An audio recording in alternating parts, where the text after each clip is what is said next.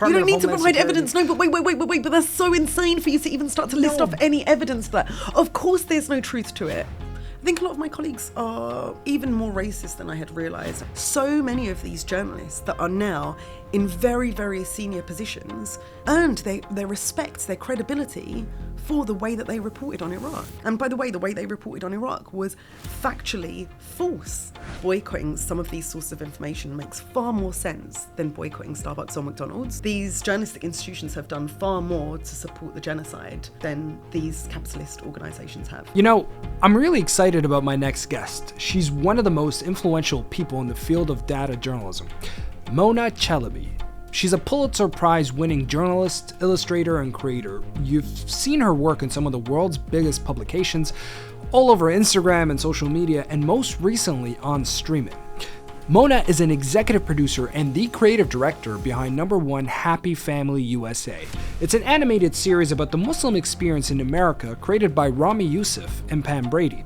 But Mona's work goes far beyond visuals. She's been an honest voice calling out the failures of mainstream media in covering Israel's war in Gaza and overlooking Palestinians.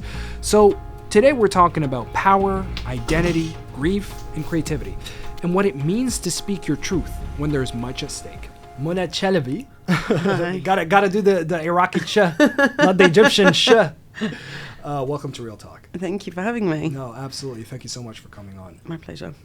Mona, there's a lot I want to get into today, and we'll see how much we can with your time. But you know, you've been between London and New York. You've lived in New York. What's that experience like, living in New York City? It has been interesting. I moved to New York in 2000 and... should really know this. When did I move there? It was either 2013 or 2014.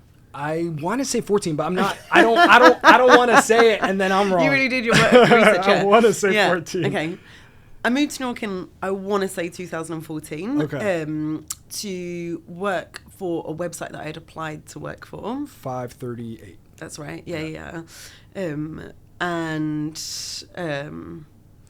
Moved there to kind of cover a range of subjects and became very disillusioned with that particular website very quickly. Is it because of the polling? Or was it because of internal stuff? It was actually both. I spoke a lot more at the time, actually, about the polling stuff, about how disillusioned I became with this idea of, like, predictive journalism, so journalism that's trying to tell people what will happen as opposed to what is happening. And that was a really good kind of formative experience, but the thing that I talked less about was the fact that actually the editor-in-chief was a Zionist. Right. And that was also a consideration of mine in leaving. You know, it's funny, I remember during my job interview with him, which lasted, they flew me out to New York for the job interview, so I was there with him for, like, a decent amount of time. Like, you know, the job interview itself lasted a couple of hours, and he had a piece of paper in front of him, a pad and a pen, and the whole time he didn't write a single thing. And then at some point he asked where my parents were from, and I just remember him writing Iraq on his little pad, and I was like, okay, so that's the thing that you think is, like, noteworthy here. Wow. And yeah, I'm trying to think whether it was Sheikh Jarrah while I was there. No, it wasn't Sheikh Jarrah. Sheikh Jarrah would have been 21. No. That was much after.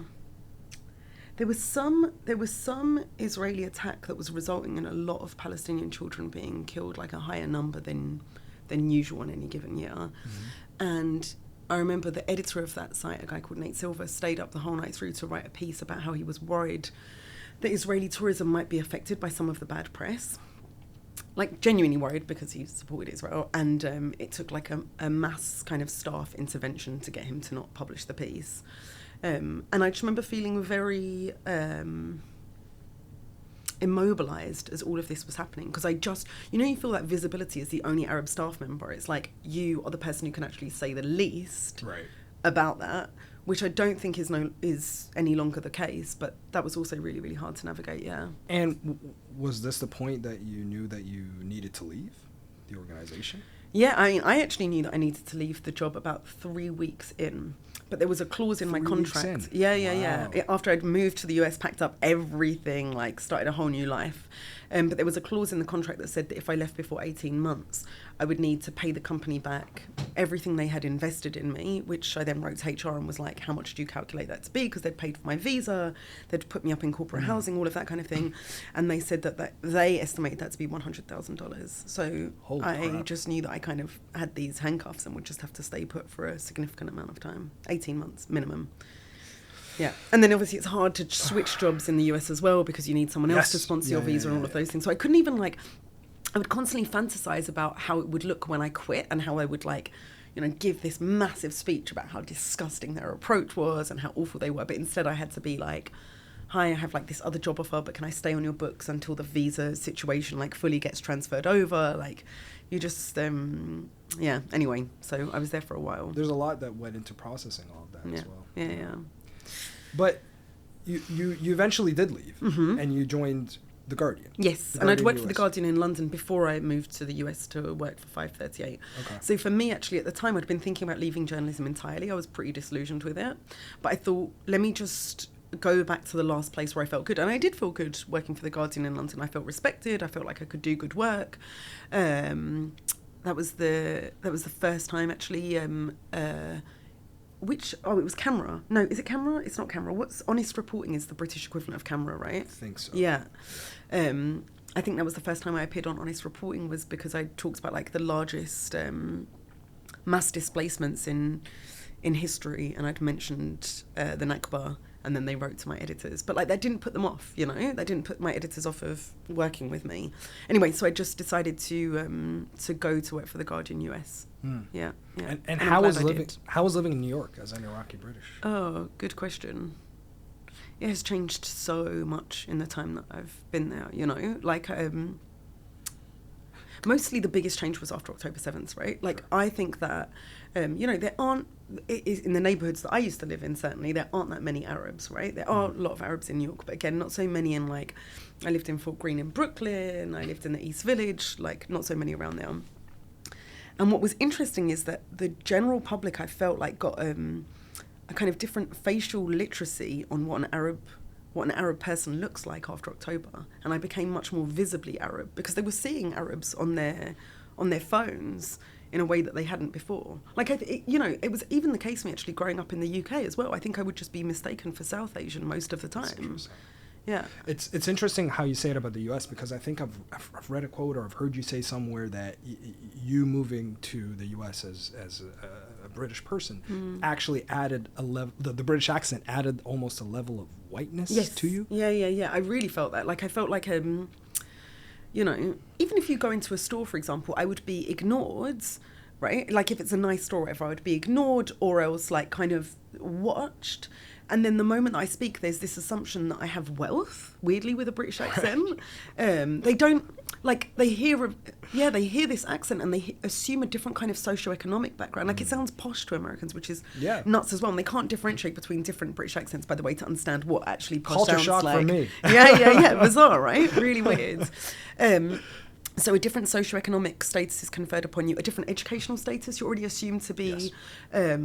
Yes. It was just suddenly you could hear my university degree, which is just so weird.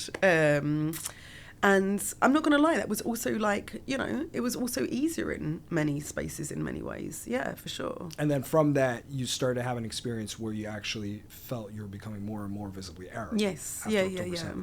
I mean, yes, and also, my name is still Mona Chalabi. I'm, in journalism spaces, it's still known, especially, and we'll really have to get into this, when at this point in my career, and at every point in my career, my elder colleagues, my seniors, if you like, most of them kind of got their experience reporting on the Iraq War, right? So they had this assumption about Iraq. They certainly recognise my last name as potentially being an Iraqi name, which, by the way, is also problematic because as you know, Chalabi is a name that exists across the entire Middle East, Egyptian as and well. There are Palestinians called Chalabi. Yep. We're everywhere.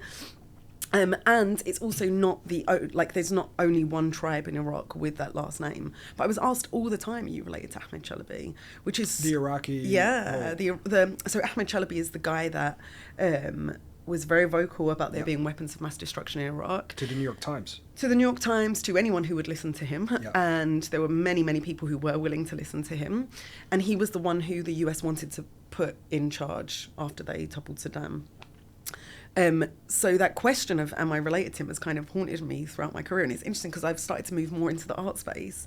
And even in the art space, his daughter organised the Venice Biennale for Iraq, or the Iraq Pavilion at the Venice Biennale, something like that. So again, the question comes up, are you related to him? And it's so interesting because people are just like, they ask it in a very sort of neutral way of just like, are you related to him? And it's so interesting depending on what room you're in. When you say, I'm not at all, like these are two totally different tribes, yeah, very often the reaction is just like, oh, thank God. They're awful. Anyway. The reason why I bring up New York is Sorry, that was a while ago. We were talking about No. Yeah. This is great. Actually, I didn't know the Ahmed Chalabi thing. This was interesting. Did it cross your mind that maybe I was related to him? No, not at all. Yeah, but that's because you're a good Arab and you know that there's many of us. You know, like why would you think? Yeah. I mean, I haven't thought about Ahmed Chalabi in years. Yeah. It's just the fact that you brought him up now was But I think it's actually really interesting and really important to be thinking about Ahmed Chalabi right now because there's such a parallel with, it's not out of the realms of possibility that there's going to be some Iranian that's going to emerge from the woodwork who's going to say some shit about there being nuclear weapons there. And is the world going to listen to that Iranian, or are they going to listen to the very strong evidence that there actually are no nuclear weapons in Iran? I'm gonna come back to this one. Yeah. This is something I'm gonna revisit with you, especially when we talk about the industry and we talk about your place in it. So I'm gonna hold on to that. But before I do, the reason why I brought up New York is I was just curious about how you're seeing everything kind of happen with Zohran Mamdani and everything with him winning the primary. And I guess the backlash to him winning it from both Republicans and Democrats. Yeah. What are your thoughts? I've been following his campaign for a really, really long time, and he is just so incredibly consistent because he's really guided by his morals rather than any kind of political opportunism. He's an incredible politician who, can't be distilled down into... Because he's campaigning on the basis of real policies, right, which is something that the Democratic Party haven't done for a really long time. Like, instead, they've been running elections on slogans about hope that don't actually mean anything, Like, there's no substance behind them. And here's a candidate with real substance who is changing the terrain of political debate in really, really powerful ways. And this is so... this is in no ways a kind of a caveat on him or his campaign. And I'm worried because I think we're just seeing the beginnings of what this Islamophobia is going to look like. We're just seeing like it's just the beginnings. It's going to get so much uglier. I mean, there's You've seen the tweets. I mean, Marjorie Taylor Greene put a picture of the Statue of Liberty in a burqa. Yeah. Laura Loomer said if there's another 9/11 that would happen, he would be to blame. I mean, it's. But that's nothing in the. I think what we're going to really see is a rise in state-sponsored violence against Muslims. Like, you think so? Yeah, I really, really do. I mean, there's a lot of credible analysis that in some ways Trump is the reaction to Obama, right? It is the reaction to black people in the US having any form of visible power. And the idea of any Muslim having any degree of power is just completely unacceptable to a large section of the country. And they will react to that, But this narrative that a Muslim is a threat to American security is I mean, it's not even backed by, it's not factual. It's not backed by data. I mean, the Department of Homeland Security... You don't need to provide evidence. No, but wait, but that's so insane for you to even start to list off any evidence for that. Of course there's no truth to it. Of course there's, that really... I mean, we should really, really talk about this as well. Like, the way that so much of our time and energy as journalists is spent responding to insanity. Like, actual insanity. There is no need to explain why one individual's faith does not make him a security risk.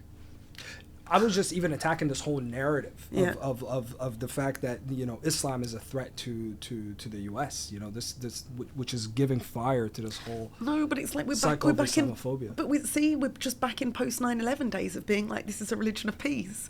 Like we can't. No, it's yeah. not even that. But don't you think it would be interesting for you to point out that it's actually white supremacist violence that is the threat? I mean, that is what the Department of Homeland Security and the FBI have Oh, that's what you're released trying to in a set me up report. for. That's a very, very good. It's a data Yeah. report. No, I see what you're saying.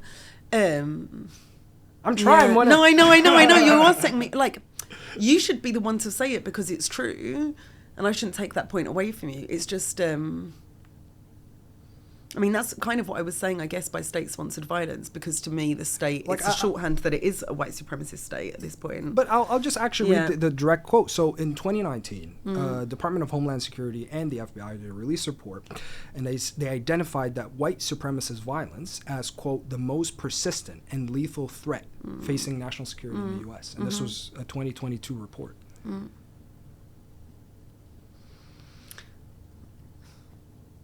I don't know what to say. It's like it's so. It feels so self-evident to everyone who's not. Everyone to whom it's self-evident. I know that's just such a redundant statement, but I think it'll probably feel self-evident to a lot of the people watching this, probably. And that doesn't mean it shouldn't still be stated. That of course that is the biggest threat, and it's a threat that is only going to get worse actually because their power is unchecked. Yeah.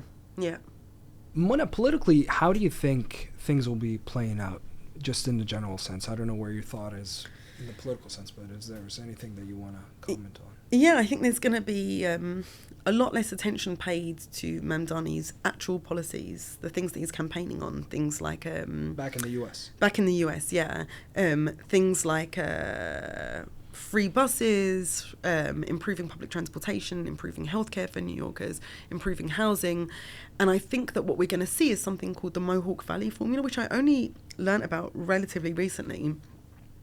And it was a way that union busting was done in the 1930s. So a company, when there were unionization efforts at the companies started to put together essentially an advertising campaign that was saying those who joined the union were anti-American.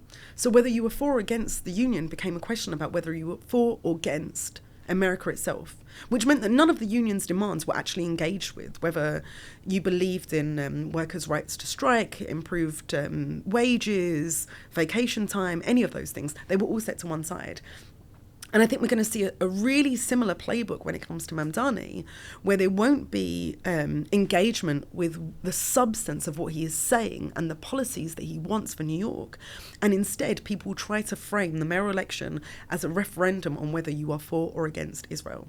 Or actually, they're going to be smarter and more strategic than that. They're going to pivot even harder to be like, it's going to be a referendum on whether you are or are not anti-Semitic. And it doesn't matter that Mamdani is not anti-Semitic. That's besides the point. Voting for him will be portrayed as an anti-Semitic act, and people will be forced to either engage with that rhetoric or really, really set it to one side and vote based on Mamdani's actual policies. I mean, I know it's going to be serious later this year in the election, but you think it's going to be that serious? Yeah, I think it's going to be really, really ugly. And again, anyone who supports him will run the risk of being depicted as an anti-Semite. I mean, I don't want to say that because that's also like, it's playing into exactly what they want in some ways. But anyway, yeah. If we were to take everything that's been happening, and this is where I want to really dive into your relationship with this industry. Yeah. There's no easy way to answer this question. It's complex, but the last 19, 20 months, how have you been seeing Mona in all of this, but also how have you been seeing Mona the journalist in all of this? And I'm specifically referencing Gaza. It's really hard. I really want to take myself out of that answer. I want to take myself out of the equation. And I wonder if some of that is like a self-preservation thing, that I'm having conversations with so many journalists who are saying the exact same thing as me, but they're not willing to like point the finger publicly because they still want the potential to work with these different outlets, and I'm the only person who's shouldering that burden. So there's part of me who wants to abstract myself.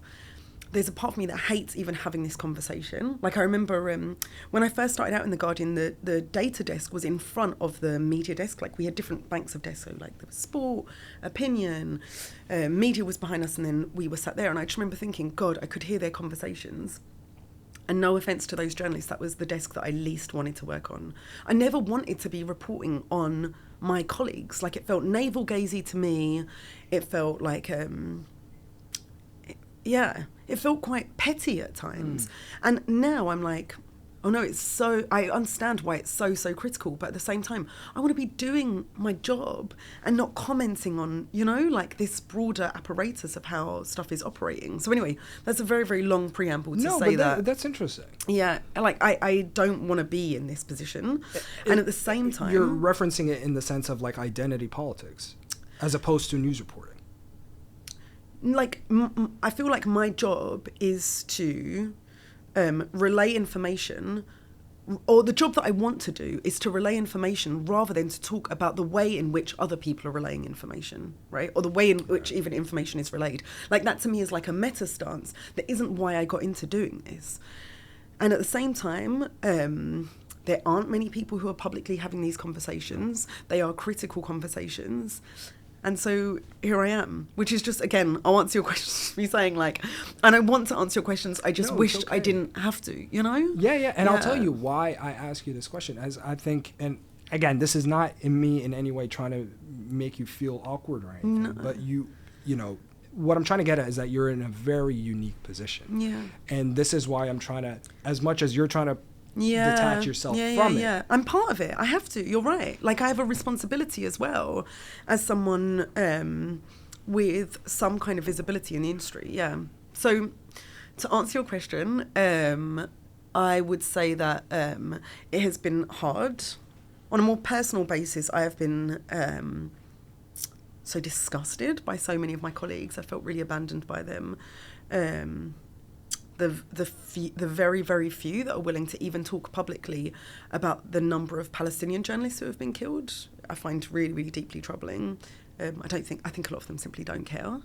Is that what it falls down to, do you think? That they're just not caring? I think that's simplistic to say they don't care. I think that I think a lot of my colleagues are even more racist than I had realised, and there is still this assumption that actually maybe those journalists weren't totally innocent in some ways, right? Like, this assumption, to me, one of the biggest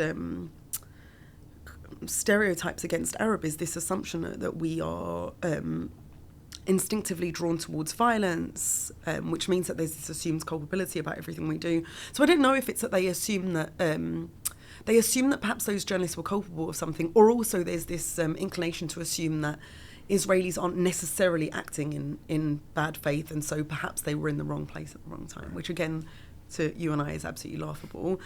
And I also think is borne out in the data. Like, I've tried to show how the probability of being killed as a journalist is so significantly higher than the probability of being killed as a Palestinian who isn't a journalist. And that can't be down to, like, journalists happening to be in places where they're reporting on violence, because all of Gaza is a violent area now, a place that is subjugated to violence, to be more accurate. So anyway, I felt very frustrated with my colleagues' apparent passivity about Palestinian journalists being killed, their distrust of Palestinian sources, their unwillingness to just put a microphone in front of a Palestinian and believe what they're saying. There's always a caveat. Of course. There's always a caveat. Yeah. Like when the reporting by Palestinian journalists is presented, there's always this little, follow-up where it's like, we couldn't independently verify this information. Yeah, which doesn't happen, by the way, if it's the IDF being quoted, right, or Netanyahu or Trump. I mean, actually, they do that with Trump. It's so much of it is the way that the information is structured. So, okay, there are many forces that have long been at play in the way that journalism is conducted that before October 7th were deeply problematic, right? So again, there is this tendency to, if an official says something, to start the first paragraph with that quote, saying who said it, when they said it, and then you get in further down to the questioning of that statement, right? In fact, one way that I would say to viewers, if they want to change some of their media habits, aside from not reading some of these sources altogether, and I would argue that actually boycotting some of these sources of information makes far more sense than boycotting Starbucks or McDonald's. Really? Because that's an interesting take. These journalistic institutions have done far more to support the genocide than these capitalist organisations have, in my opinion. Sure. So I would argue one of the things that viewers can do is to actually stop consuming information from those sources. But if you really, really insist on doing it, one thing that you can do is read the article in reverse. So if, for example, you're reading a 1,000-word piece on, let's say, the way that humanitarian aid is distributed in Gaza, read the last paragraph first and work backwards from there. Because very often the voices that are questioning those with control and power and authority are relegated to the very end of the article. And that is deeply problematic because as journalists, we have access to so much analytic information about the way that our work is consumed, right? I'm sure you have the same here in The Guardian. At The Guardian, we can go into the back end of a piece and see how many people are reading it in real time, how long they're staying on the piece, even where they're clicking on the article. So we know as journalists that many people don't read beyond those first couple of paragraphs. So in many cases, these articles that are simply parroting exactly what the state has said before questioning it, a reader will go away with simply knowing exactly what the state has said. That's it. And nothing beyond that. And I would argue that actually what we're seeing is that many journalistic institutions that pride themselves on holding power to account, which is part of the reason why I got into journalism, have simply become extensions of state media. And we also saw that in the Iraq War. I mean, part of, again, my personal journey has been a frustration and disappointment with myself about, I don't view myself as a naive person.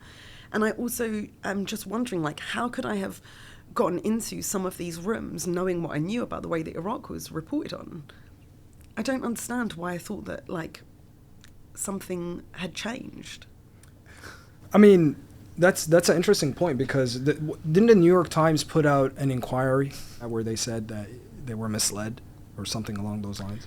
Yeah, so this is the standard line, which is that we did the best with the information that we had at the time, right? Which is a falsehood.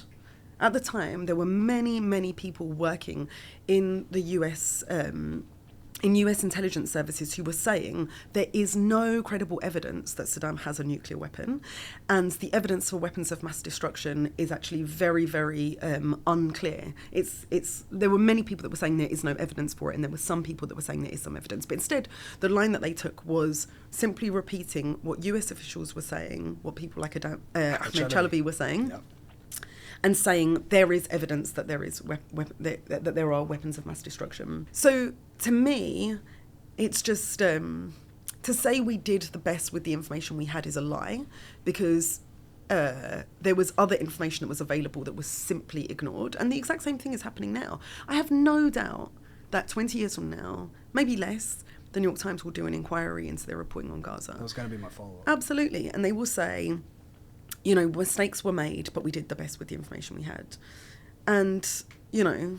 Does this go back to this quote that's being widely shared? It's like, one day everyone will have been against this. Yeah, that Omar al-Akkad quote. Omar al-Akkad, yeah, exactly. Yeah. It's interesting, though, because I would say that there are many different types of... We were always against this, right? So there is the, like...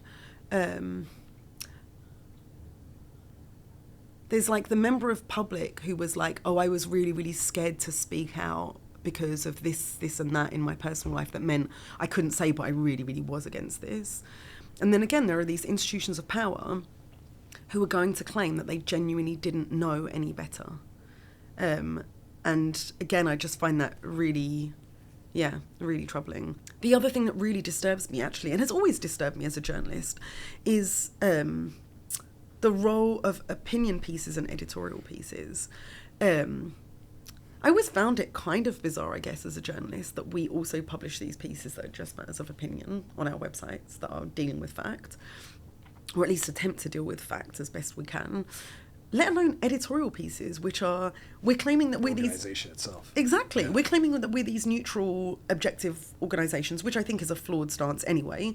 And then you're just going to have the most senior people within that journalistic institution say, this is what we think. This is who we think the next president of the US should be. They regularly do that, which is absolutely wild. These editorial boards often side with those in power, which is, again, totally contrary to my understanding of journalism, which is to question those in power. And so one of the really interesting is a weird word for it, but one of the very telling changes that has happened since October is that when Arab journalists have been asked to contribute, and this is especially true for Palestinian journalists, to contribute to the websites of places like the New York Times, these mainstream places, it has been on the opinion pages. And actually, I've been asked once to write for the New York Times since October, and they approached me to write an opinion piece, and I said, absolutely not. Like, the work that I'm doing isn't a matter of opinion. It's a way of actually saying that our perspective is based entirely in identity politics, which is not what we're saying. Yeah. I'm not saying I support Palestinian freedom because I'm Arab. That is not my stance. I actually think it's my journalism that really, really informs my approach to Palestine. So I just find that really, really insidious, this idea that, we belong on opinion pages. And then when you really get into the way that writing is done, it's very effective. So actually, I grabbed a couple of screenshots. Sure. I want to talk about the way that you actually even make this distinction between what is news reporting and what is opinion reporting, right? So I'm going to read you two different opening paragraphs, both of them published after October 7th, both of them published within weeks of each other, and I want you to tell me which of these is opinion and which of these is reporting, right? Is this a test for me? It's a test for you. Let's see how well you do. Okay. Oh, no. So one of them starts with, on the afternoon of his 15th birthday, Atiya Nebahin was walking home from his school in Gaza when an Israeli soldier shot him in the neck. It was November 2014, and Mr. Nebahin was on his family's land, situated about 500 metres from the militarised Green Line demarcating the Gaza Strip. Okay. Then the other piece it's not an opening paragraph, it was just in the article. It says, the court decision goes to the heart of the debate over whether Israel will remain a thriving democracy, which is vital to its special relationship with the West. Because I'm asking the question like this, it's going to be... One. Yeah, of course. So that second piece that describes Israel as a thriving democracy is a piece of news journalism. Yeah. How do you justify... And these are both pieces from the New York Times, Sure. right? How do you justify an apartheid state being described as a thriving democracy when dozens of human rights organisations, very, very credible human rights organisations, in other contexts when they're not talking about Israel, are regularly quoted and respected on the pages of the New York Times? They're disregarded when it comes to this, right? And the main distinction between these two pieces, by the way, is that one of them was written by a journalist who has spent a lot of time in Israel, a white US journalist. And the other one, the piece that was describing this Palestinian who was shot, was written by a Harvard PhD student who is a scholar of genocide, who happens to be Palestinian. And so he actually can't be trusted to be a credible source and expert on this question of whether or not what Israel is doing constitutes genocide, despite his very, very, very, very, very credible resume. Yeah. The fact that he's a Palestinian means he actually belongs on the opinion pages. And I think there's, even to add to that, is that I feel like with these legacy media outlets, these institutions, they always present this paradigm when you level that criticism at them, is that there's a paradigm, and for some reason there's objectivity on one end of the spectrum, and then there's subjectivity on the other side. Yeah. And it's always like, we're criticized because we're being objective. Everything else is rooted in subjectivity. Yes, yeah. Well, I would say that, first of all, those debates can be quite orchestrated in very, very interesting ways. So, for example, the New York Times very often says, and I shouldn't even just say the New York Times, many of these organisations are saying we're being criticised on both sides, right?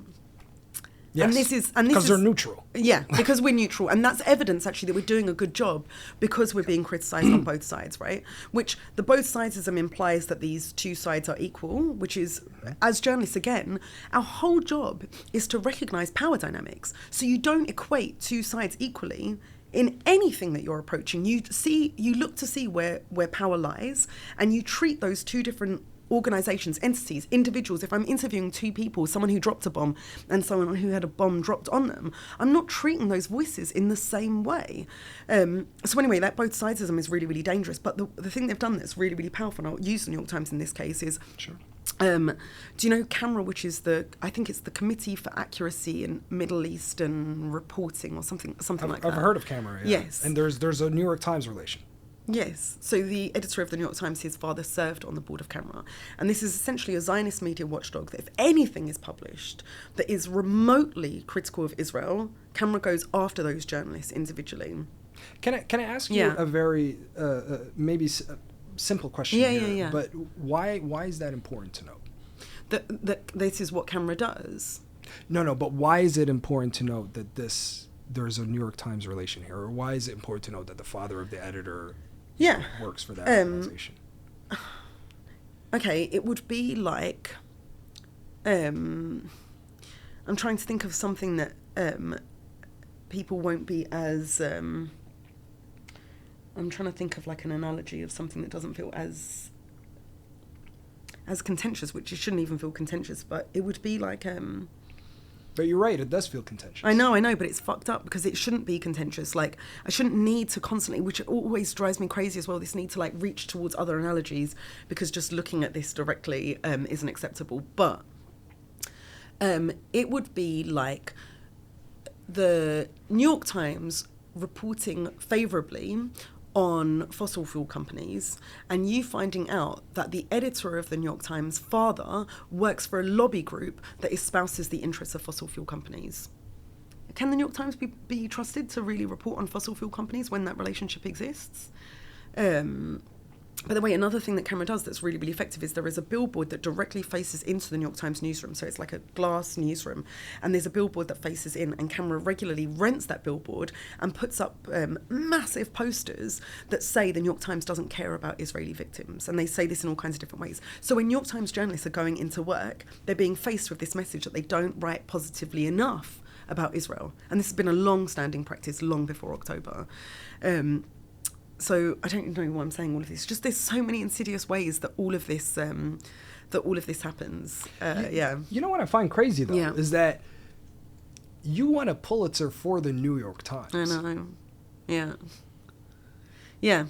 And you were critical even when you won, but it's just, to me, it's for viewers who don't know or may not have known that you actually won the Pulitzer for the piece you did on Jeff Bezos, his wealth. Yeah. And you did it for the New York Times, and yet here you are, talking about their coverage in the way that you are right now. So I think I won the Pulitzer in May. I won the Pulitzer in the summer of 2023. And then the ceremony was in October. The ceremony was in October 2023. Yeah. I want to say it was like the 18th of October 2023. 18th or 19th, yeah. Okay. But you're right. You're right. You really sorry, did your research. I don't mean... It's good. It sounds like I'm very pretending. No. And the day of the ceremony, I was working really, really hard with a fantastic researcher called Holly Jackson, who I'd reached out to. She'd done previous research about media bias, and I knew that I needed some kind of quantitative information to show the disparities in the way that these organisations are covering Palestine and Israel.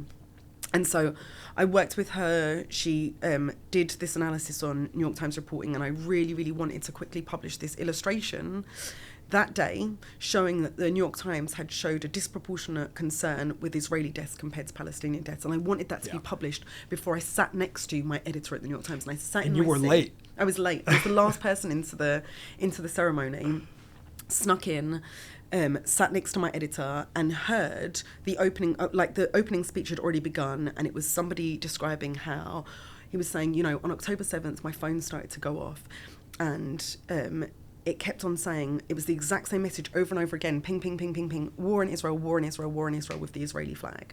And already I'm just like, that is This is the person speaking. This is the person speaking. And let me just clarify. The reason why I said you're late is because you were still posting Yes. that infographic that you were talking about. Criticizing the New York Times. Criticizing the New coverage. York Times Yes. about them being biased, favoring Israeli deaths and coverage over Palestinian deaths. Yes, Basically. yeah. So that's why I said you were late. And then, yeah, it's relevant. I'm normally on time.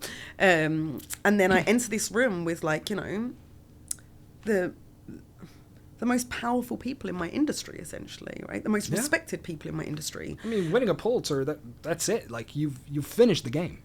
Yeah, I really haven't finished the game though, because the game has totally changed Not now. you as a Mona, no, but I just know, for I any know, journalist, but that's what I thought at the time. Like, it was such an incredible. When I got that news, it felt like an amazing achievement. It did, and now I feel very differently about it. You know, but anyway, he was just reporting. He was talking about how, like, you know, war with Hamas. I don't know. It's funny that Middle East, I actually put out a clip of it, and I feel like it's actually aged really badly, because I think I said... you said it's the Israel-Palestine war. It's not the Israel-Gaza war. I know.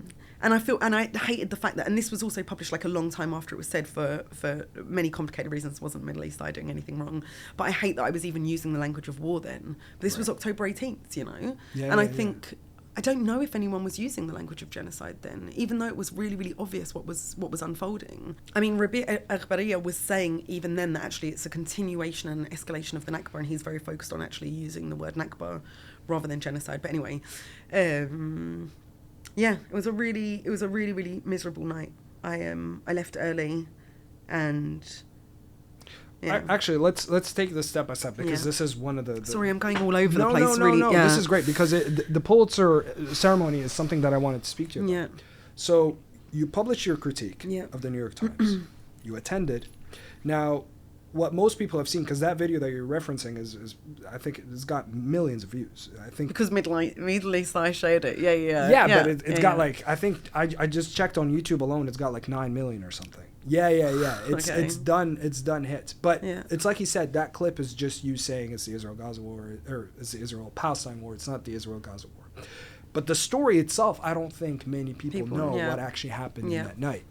And I think there's a lot for us to really unpack here. One of it is the fact that you said you felt like you deserved to be there at the Pulitzer ceremony, but you didn't belong. Yeah. I still feel that in many, many journalist spaces, yeah. I felt that very strongly. And I think that's part of the reason why it was so easy in some ways to leave early. You know, when you feel like you don't actually deserve access to some rooms, you're like really scrambling to be a part of it. But it was almost easier to leave knowing that I deserved my seat at that table, but like it was not a room that I necessarily wanted to be in anymore. And actually going back to Ahmed Chalabi, as I was leaving the room, I think it was the chair of the Pulitzer board said to me as I was on my way up, because I'd said this thing in the microphone, he was like, I just want to clarify, the reason why we say Israel Gaza is because not everyone there supports Hamas. And I was like, what do you mean? He thought my critique was that they hadn't said Israel Hamas. He'd like totally misunderstood. I don't even know what he was trying to say. And I was like, the language of Hamas makes no sense. Not everyone in Israel supports the Netanyahu government. You don't call it like the Netanyahu government Hamas war. And at this point, by the way, I don't remember whether I was still crying while I was talking to him, but I definitely had makeup all over my face because I had been crying earlier. And I just remember like, just being in total disbelief what he was saying. And I remember that over his shoulder, because I left before dessert was served. So the servers were still lining the room in kind of like their black uniforms, ready to serve dessert. And there was a server who I still really, really, really hope I can find this person one day, who was kind of looking over his shoulder as I was having this argument with him, and was going, keep going, you're right, like mouthing to me. Yeah, it was a woman who was like mouthing to me, like, keep going, you're in the right. And it was so moving that this man who had all of this power potentially over my career as well. Sure. I really didn't care what he had to say. I cared about this person who was just behind him, who was really, really encouraging me at a moment when I felt so alone. And then just as I turned to leave, he was like, one more thing. And I was like, yeah. And he was like, are you related to Ahmed Chalabi? Oh, get out of here. And I was like, no, not related to him, but, you know, well done for knowing one other Arab. And again, it's telling, right? Because he is somebody who was much older. who again would have done reporting on the Iraq War, who probably had conversations with Ahmed, right? Sure. For him, I think that was almost a way to kind of like build a bridge with me, to I be know your like, uncle. exactly, I know your uncle, and actually yeah. he was a pretty good guy, and it's a shame how things worked out in Iraq, you know? Like I could list off a string of names, right? Whether it's Goldberg at the Atlantic, who reported extensively on the Iraq War. And by the way, his reporting on the Iraq War while he was at the New Yorker is part of the reason that he got the job at the Atlantic to be editor-in-chief. So Jeffrey Goldberg was working at the New Yorker at the time, writing about Saddam Hussein, writing about the Iraq War, and his reporting was considered so fantastic that he was lured over to the Atlantic. He was showered in gifts. His children were given ponies to encourage him to go and work at the Atlantic. As I'm sure you know, but not everyone might know, this journalist is a former IDF prison guard who now serves as the editor-in-chief of The Atlantic. Similarly, Claire Shipman, who is the current president of Columbia University, did a lot of reporting on the Iraq War. She claimed that she'd spoken to Saddam's mistresses and found this information out about Saddam. Like, so many of these journalists that are now in very, very senior positions earned their respect, their credibility for the way that they reported on Iraq. And by the way they reported on Iraq was factually false. And no repercussions. And no repercussions. They got awards, they got prizes for it. And then there's you winning that, coveted award, the Pulitzer, the one that everybody's chasing. And yet you're saying you felt so alone. And you left the ceremony early. You left before dessert. Yeah. I posed for the group picture. I'm not really sure why I did that. But anyway, they were encouraging me to do it. And it was sweet. I remember I tried to go to the back of the picture, partly because I was crying. And I remember some other journalists. Actually, it wasn't journalists. It was a guy called Francesco, who I believe won the Pulitzer for music that year. And he was trying to pass me a tissue and was saying, you did the right thing, you did the right thing. And by the way, he's been very vocal on Palestine. But like a musician at the Pulitzer Awards, he was like looking out for me. Yeah, I don't know. And obviously the following year, the New York Times won for its international reporting, which included its reporting on Israel, which again is this statement of credibility and respect for journalism that has really, really served to further Israeli interests. I don't know, if it also feels, can I just say, I was saying how I feel so reticent to be talking about the state of media and the way that journalism operates, because so much of the language around that, like if I start talking about mainstream media, if I start talking about like lies or mistruths, I sound like I'm from the far right. Like, it's really interesting that you're peddling conspiracies. Exactly. The right has co-opted so much of this language about mainstream media that actually should belong to the left in some ways, because again, it's a very leftist position to question those with power.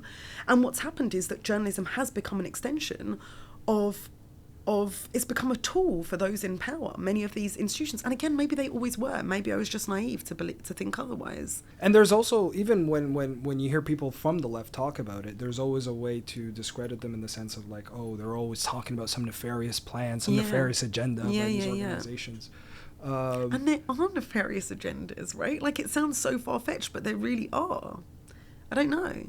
And there's also really, really mundane stuff. So one of the things that doesn't get talked about is just like, very often people who don't know much at all are placed in positions to write about this. So, for example, at one point, the New York Times sold off part of its sports desk.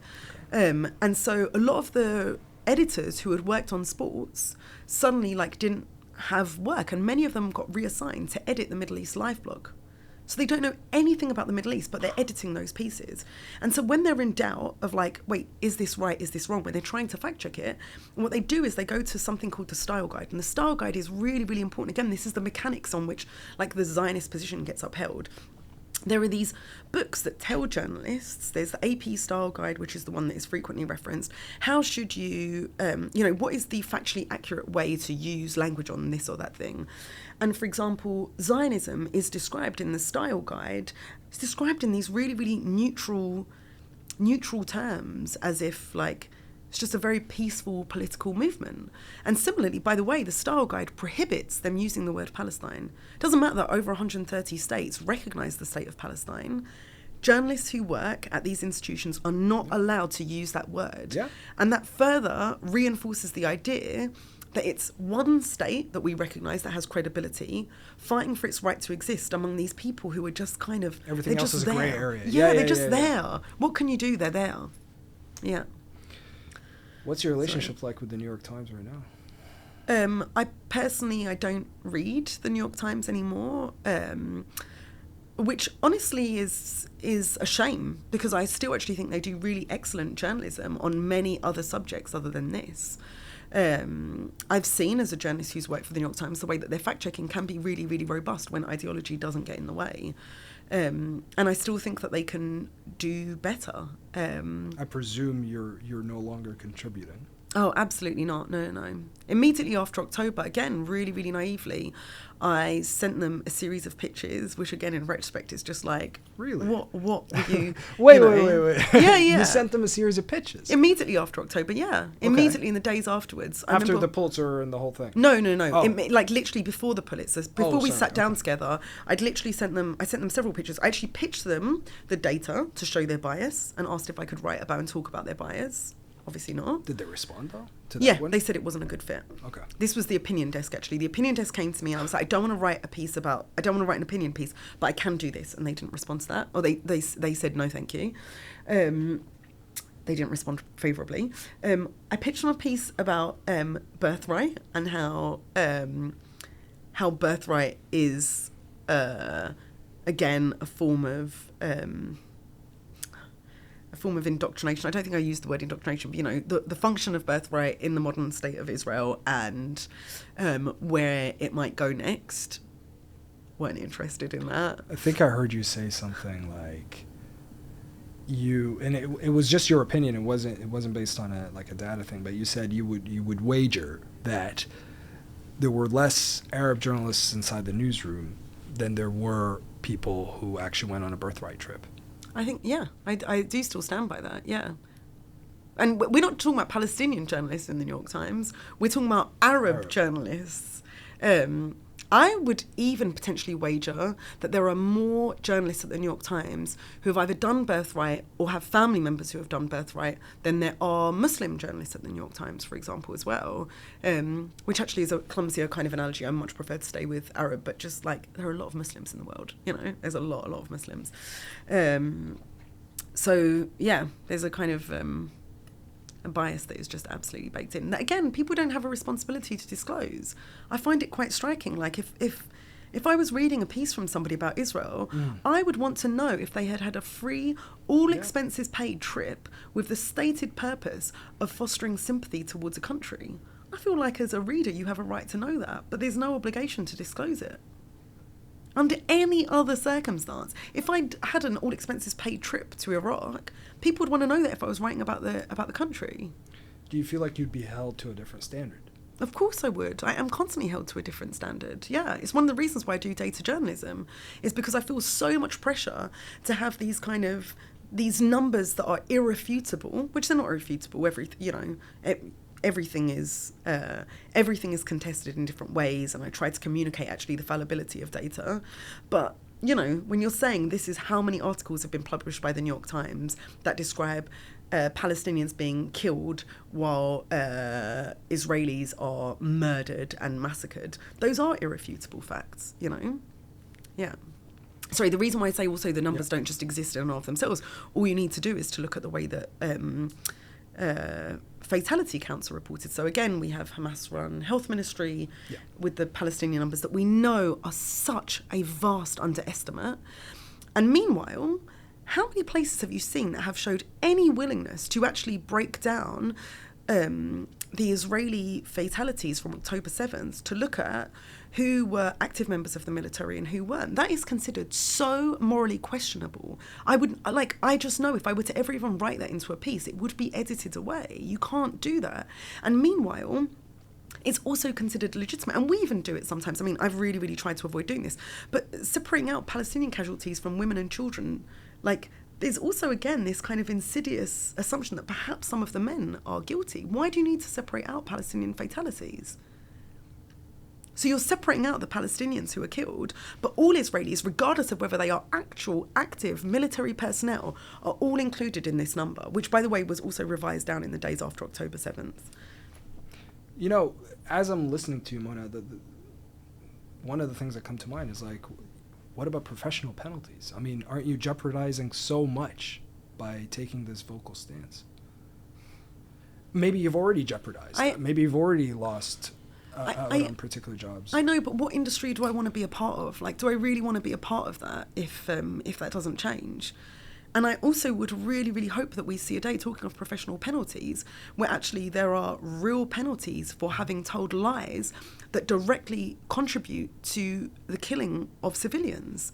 I want to see a day in which people like Judith Miller, who repeatedly claimed that Iraq had weapons of mass destruction, actually face prosecution for the work that she has done, actually face the possibility of real repercussions for telling lies. How can that be that and journalists really do write without fear of in the West, without fear of imprisonment for telling lies, for getting it wrong?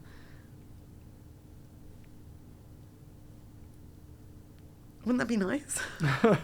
Yeah. Instead, Judith Miller now, unsurprisingly, has pivoted towards talking about, she's a freelance reporter now, and I looked up one of her recent pieces and it was talking about Israel's defense systems and stuff. Loads of these people who were writing about Iraq were Zionists, and a Zionist position is inherently anti-Arab, and there's no surprise that they supported a war in which many Arabs would die. You know, one thing I don't get to speak with guests enough about is this idea of defending your right to be outraged. Yeah. You know, in October 23, I remember I watched this video in Gaza, and it was not graphic, but there was an Israeli airstrike, and then there was these two men that went to this father, and they were telling him he had, I think, 4 or 5 kids, and they were killed in an airstrike. And they were telling him that they were gone, and they were trying to just like put him at some sort of comfort. And the man just absolutely lost it. And he just kept pointing to the rubble. And he kept saying, just maybe we'll find one alive. Let's try to dig one up. Maybe we'll find one here. Maybe we'll find one there. And I remember watching that video, and I just put my hands over my face, Mona, and I fucking bawled.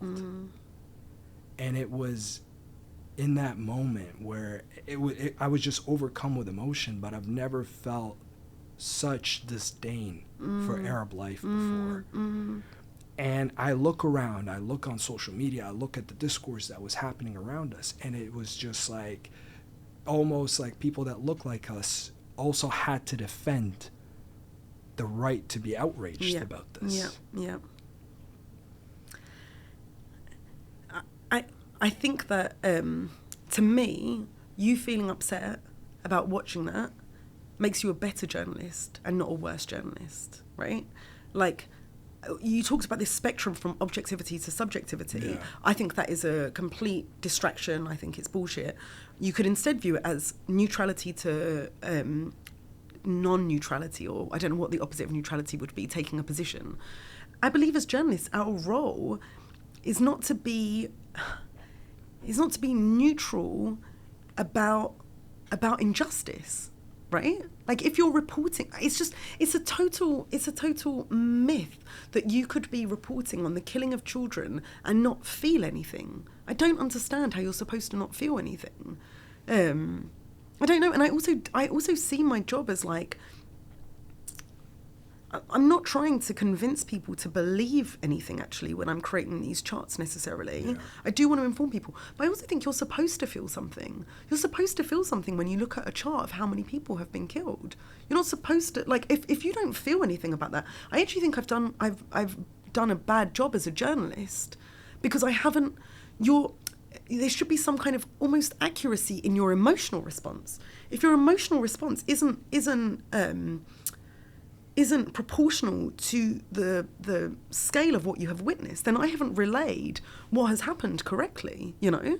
And I would also say, again, it's a total set of double standards. When I was going back to the Pulitzer ceremony, there were journalists that were there who were wearing a Free Evan pin, who were talking about, who were talking about their colleague Evan, who is in jail in Russia, had been imprisoned for doing his job as a journalist, and they were very, very angry and upset about that, as they absolutely should be. But isn't that taking a position? Exactly. It's not neutral, is it? You're saying this is wrong.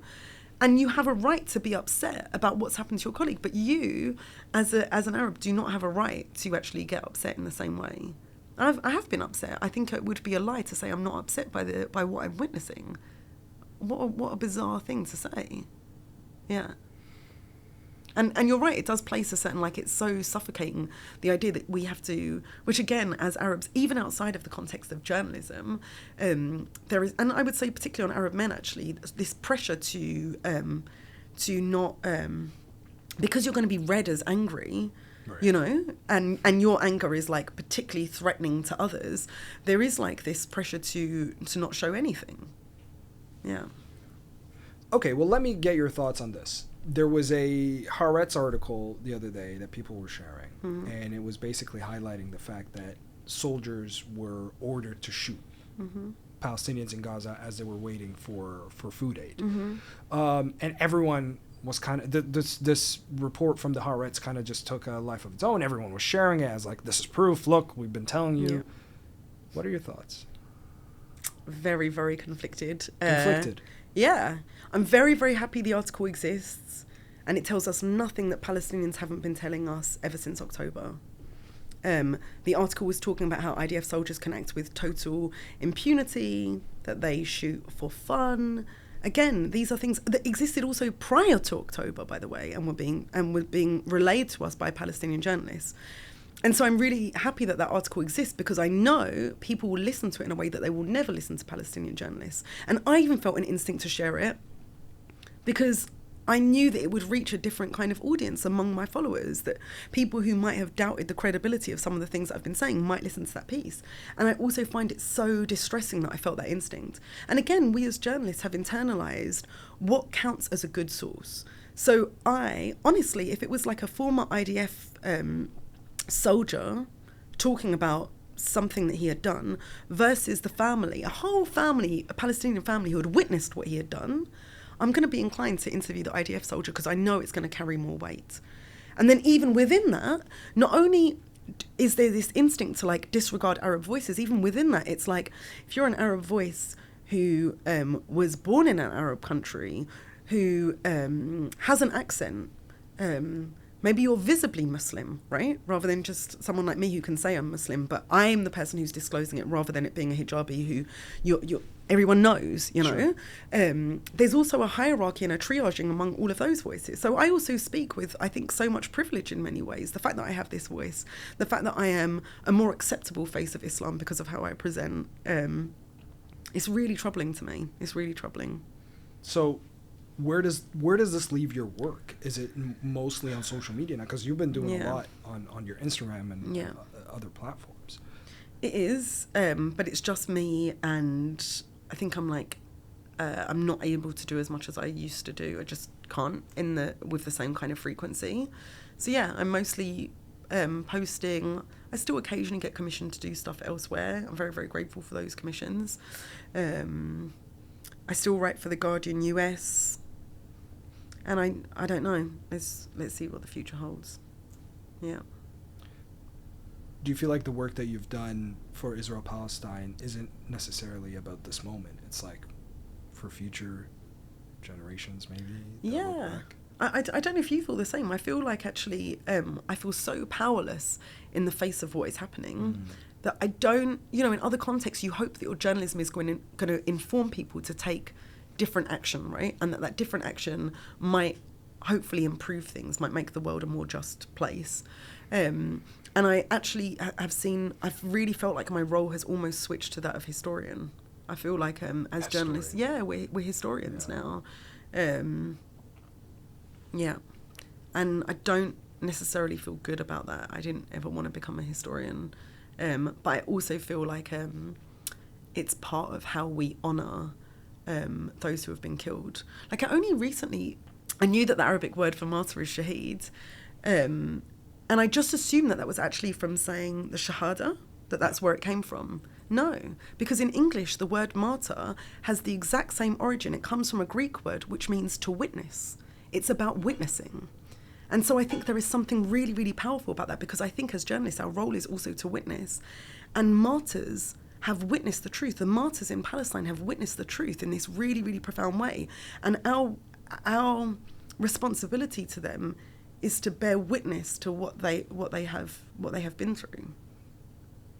You've been in Palestine when you were 20.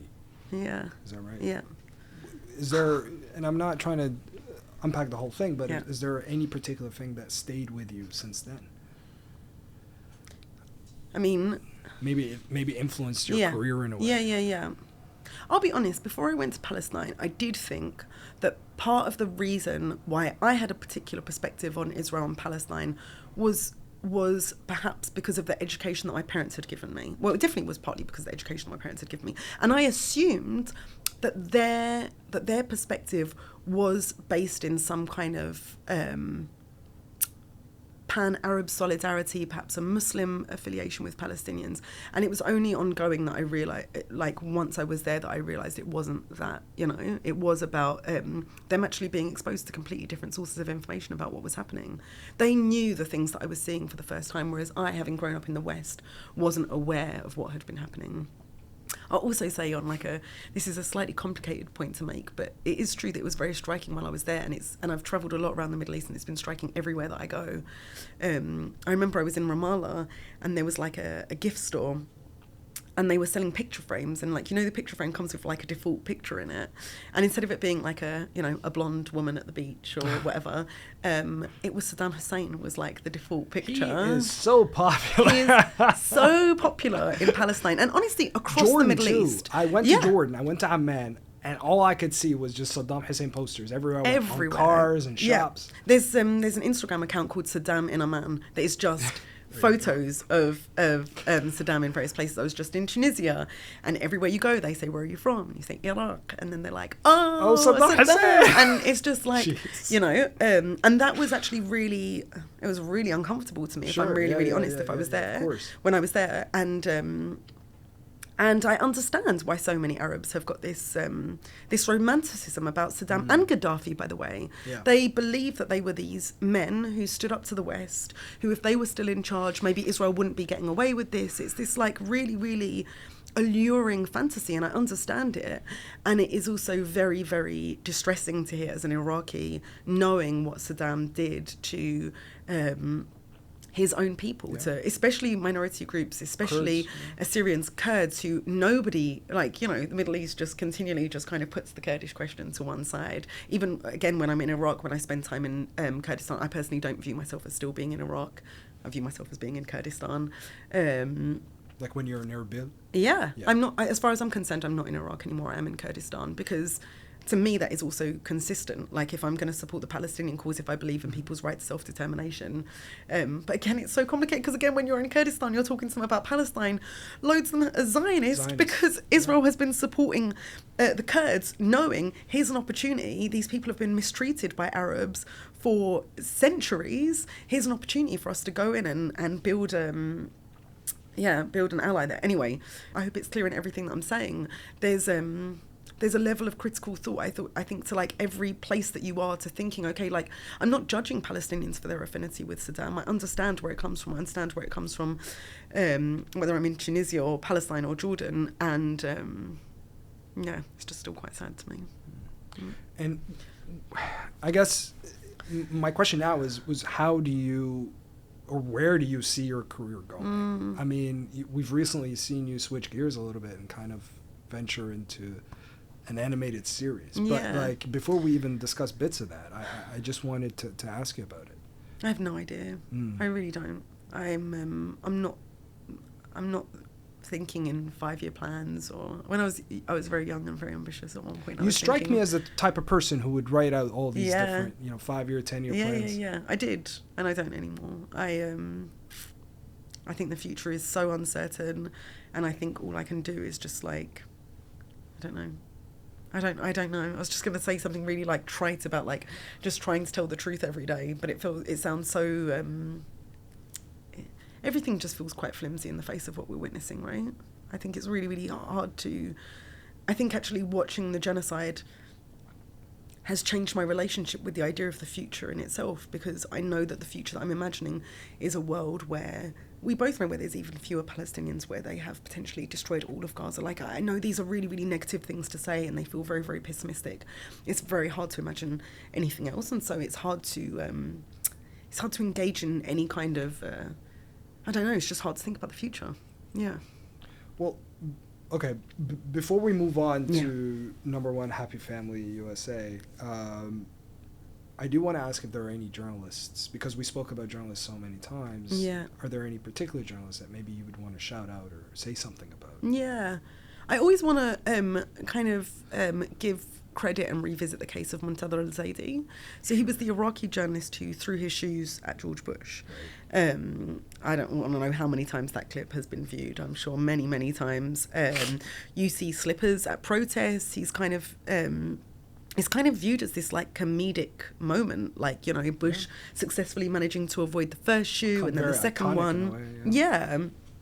And I think all of that is really, really harmful. So Muntader, before he threw his shoes at George Bush, he wrote his will. He gave his ring and his wallet to his colleague, and he said the Shahada, because he was so sure that he would be killed for this act of protest. And when he threw the shoe, by the way, he said this is from the widows and orphans of Iraq. And you know, that clip is always cut off, by the way, after the moment that he throws the shoes. If you watch the longer moment, he is dragged down to the floor by Iraqi security services. He lost teeth in the violence that kind of ensued and was put in solitary confinement. And that, to me, is a journalist who has really, really taken the opportunity to hold power to account, to not let somebody have what is essentially a PR moment. Like, that was just a PR moment that was orchestrated by Bush, where every Iraqi journalist in the room was expected to be deferential to this man who had instigated the killing of their own family members. And whether it's, you know, again, it feels really counterintuitive for it to be somebody throwing something. It feels like it's not an act of journalism. But, like, again, isn't it questioning this kind of theatre that is playing out, and the legitimacy of this kind of theatrical moment, which, by the way, there was so much theatre in the Iraq War, the way that Bush was constantly construed as this kind of lovable idiot, which was a way of, again, I would say, disrespecting Iraqi life, honestly. If you can laugh at some of the things that he's saying, it really is because you don't really care about everyone who was killed as a result of that invasion. Because that's how American media treated it, right? Absolutely. Yeah. These funny memes of him kind of getting stuff wrong, because he's dumb. But even if he is dumb, it doesn't mean he's not dangerous. And many of the US officials at the time were saying things that were false, not because they were too stupid to know the facts, but because they knew exactly what they wanted to do, and the media just fell in line. So, well, actually, kind of related to what we're saying, but, like, you know, being an executive producer and one of the creative leads on this animated series that just went on Amazon Prime, how do you deal with heavy themes through animation and through comedy in a way? We're talking about comedy now. This is a direct example. Yeah. It's really hard. It's really, really hard. I often use a kind of playfulness in some of my data journalism anyway, as a way to kind of get people to look for longer. There's this instinct, especially with charts, you just want to look away. They seem quite boring. But yours elicits emotion. I hope so. I hope so. That is actually the goal, you know, very often. And so I think I've kind of played with humour before working on this, but this was obviously a totally different project. Having the chance to work with Rami Youssef and Pam Brady was amazing. They were so thoughtful about every single aspect of this and in their approach. Yeah. You know, Rami Youssef said that without you saying yes, they wouldn't have made the show. I know, it's very, very generous. I'm not sure that's totally true. He's just being very, very nice. No, it was such a joy to work with them. And I think in terms of, like, you know, giving the appropriate credit and respect to the moment, I don't know, it was really, really hard to do. I kind of, like, I really still also brought my journalistic approach to it in some ways. Even though it's totally fictional and it's scripted, you're still trying to capture some kind of emotional truth about what things were like back then. And what they were like back then was incredibly terrifying. And you see this family reacting in all of these very big and very exaggerated ways that are very entertaining to watch. But the emotional truth that lies behind that is that here are people who are very, very afraid, and that's why they're behaving in this way. And they're afraid not because they're paranoid, but because the full weight of a state and surveillance is being, trained specifically on this one community. This idea of code switching. Yeah. It's such a central theme on the show. But I'm trying to see if there's anything that you brought with your own personal experience to that. I mean, was there a point when you were growing up where you maybe didn't want to lean into your Iraqi identity, especially during the invasion? Absolutely. Oh my God. I never wanted to talk about being Iraqi. And at the time, people would, because people didn't know any Iraqis. I was the only Iraqi in my school. I was the only Iraqi in my neighbourhood. I grew up in East London. There were no other Iraqis. And I didn't even have extended family around. My extended family were in Iraq. So I didn't want to talk about it. I was very, very uncomfortable with my identity. And I only really made my first, Arab friend in my mid-20s, which is why I'm kind of envious when I look at, so many young Arabs in London today who are part of these, really, really beautiful, thriving communities, because I just didn't have that. And talking about code switching, it's really funny. I still actually introduce myself as Mona, and I still feel, and I even wrote an opinion piece about why my name is Mona and not Mona, because I feel like I wanted to be initially it was definitely internalized racism, and then later I would say it was also about a desire to communicate that English is my first language. I'm not the same as an Arab who grew up in the Middle East. I want to acknowledge the fact that, Mona doesn't even roll off my tongue in the same way that Mona does, And so I wanted to be intellectually honest about that, because I really feel it when I meet Arabs who were born and raised in the Middle East. I've had access to privileges that many of them just haven't. And at the same time, I have to say, when I hear people pronouncing my name as Mona, I don't know, I feel differently. You get up and leave?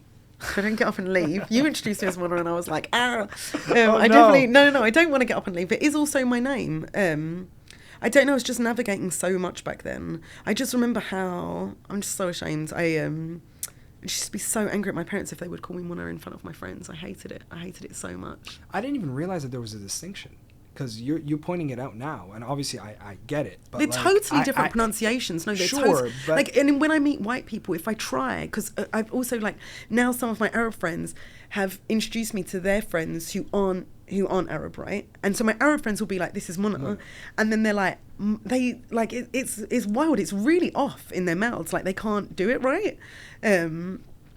So of all the times I said Mona in this interview, do I gotta go back and just do a voiceover? No, because also, is Arabic your first language? I would say so, yeah, Okay. but my English is much stronger. Okay, because my rule is that if Arabic is your first language, you're allowed to do it, and if it isn't, you have to call me Mona. Because otherwise, it's also it feels like a kind of a fuck you if I meet an Arab and I insist on them calling me Mona. It feels like I'm rejecting our shared identity, Maybe I'll hide behind that then. Okay. Anyway, lots and lots and lots of internalized racism. I still think I'm actually trying to unlearn in some ways. Yeah, it's complicated. One of the things that you deal with on the show, which I thought was just the first time of me seeing anything like it, is that, first of all, you dealt with 3 generations of women and their relationships to their bodies as well, and their relationships. So you had Sharia and her relationship to the hijab, you had the grandmother and their relationship to the niqab, and then you had Mona. Mona, I should say. Well, again, actually, that was one of the code switching things. I wanted her to be called Mona outside of the house and Mona when she was at home. Oh, so that's even part of the code switching. It's not just how you present yourself, but how you speak changes. Right. And that I can relate to. 100%. Yeah, so as far as the depiction of the way that these Muslim women looked, that was really, really important to me. I'd never seen a hijab done on screen in a way that I recognise. So many, many women in my family wear hijab. And I didn't see that particular style of hijab being represented. And yeah, it also, again, it really, really mirrors the way that things were in my family, where, my grandmother would have been day, like, you know, would have never dreamed of stepping foot outside the house without an abaya on. And for my mum, actually, in some ways, her experience did mirror Sharia's. Well, was never a wine drinker.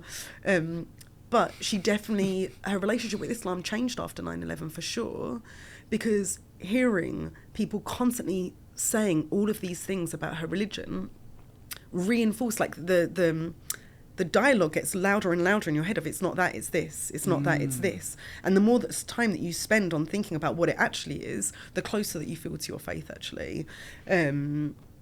Yeah, and that's true of everything. Like, whenever people talk about identity politics, it's so often a reaction like, you know, pride marches only make sense in the context of hatred. If there was no homophobia, there's no need for people to be walking down the street saying they're proud of that identity. Right. And so, again, it's also really interesting. I don't know if I would have felt, you know, so much of my Arab identity did shift after 9/11, in part as a reaction to what was being said, which also really is really frustrating, because it still means that so much of my identity has been shaped as a reaction to that hatred. Anyway.